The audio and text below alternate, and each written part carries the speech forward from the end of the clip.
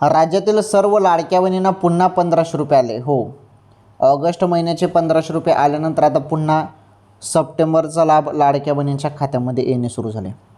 सप्टेंबरचा जो हप्ता आहे तो हप्ता आता लाडक्या बहिणींच्या खात्यामध्ये जमा होणार आहे आणि हे सप्टेंबरचे पैसे आता लाडक्या बहिणींच्या खात्यामध्ये येतील जवळपास सप्टेंबर महिन्याच्या एंडिंगपर्यंत, शेवटी